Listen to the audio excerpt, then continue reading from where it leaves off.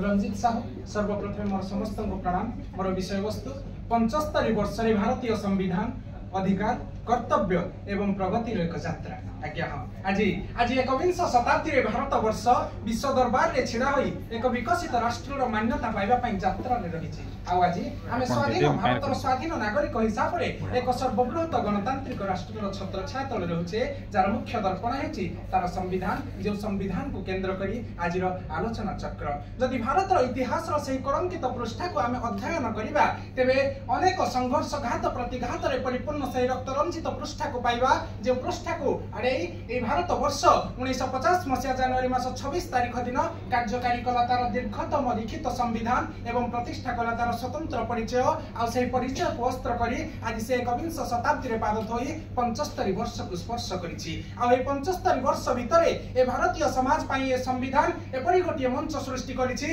जेउठी जाति धर्म वर्ण लिंग निर्विशेष रे प्रत्येक वर्गर नागरिक निजर अधिकार को अस्त्र करी निजर अंतर्निहित शक्तिर परिस्फोटन कराई परिबे। आ ए लोक शक्तिर परिस्फोटन ही ए भारत वर्ष को विकसित राष्ट्र आडकू बाहुडे नब या मु दाम्भिकतार सहित कहबी। एटे हिंदू मंदिर रे ओंकार ध्वनि सुनिबा ठारू आरंभ करी मस्जिद रे नमाज पढ़िबा पर्यंत एटी संसद भवन रे प्रतिटी वर्गर स्वर सुनिबा ठारू आरंभ करी एठारे जने आदिवासी महिला राष्ट्रर प्रथम नागरिक हेबा पर्यंत एठारे शिक्षा व्यवस्था को सार्वजनीन करबा ठारू आरंभ करी एठारे उपस्थित आम समस्तंकर स्वर को संपूर्ण स्वाधीनता मिलिबा पर्यंत ए सबु आम भारतीय संविधान देइतिबा अधिकार को सुनिश्चित करे। किंतु आमे समस्त मन रखिबा जरूरी आम अधिकार एवं आम कर्तव्य परस्पर अंगांगी भावे जड़ित।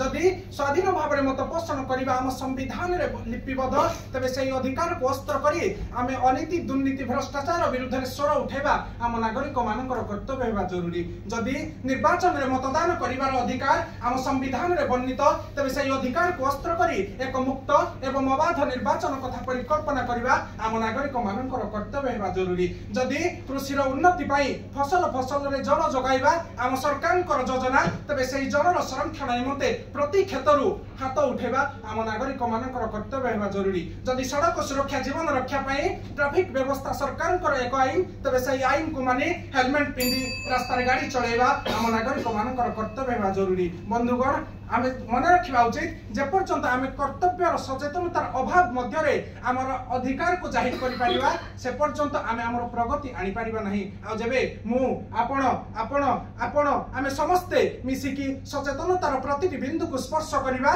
तेबे जाई आम भारत वर्ष रे आमे प्रकृत प्रगति आनी परिबा एवं संविधान रो परंपरा को अक्षुण्ण रखि परिबा। परिशेष रे एठारे उपस्थित समस्त सुधी श्रोता को मोर गोटिए प्रश्न आपण कोन आपनकर अधिकार को सठिक मार्ग रे प्रयोग करिबा पई प्रस्तुत कि आपण कोन आपनकर कर्तव्य को सुचारू रूपे पालन करिबा पई आग्रही कि? जदि आपनकर उत्तर रे हां तबे आस हे नवीन जुगर तरुण पीढ़ी साकार करिबा सही परमात्मा महात्मा गांधी राम राज्यर स्वप्न को आगे नहीं जाय भारतर मूल्यबोध को विश्व दरबार रे परिचित करिबा भारतर संविधान को एवं अग्रसर होई पड़िबा एक विकसित राज्य आडकू एक विकसित राष्ट्र आडकू एक महान राष्ट्र आडकू एक स्वर्णिम राष्ट्र आडकू। धन्यवाद। जय जगन्नाथ। वंदे उत्कल।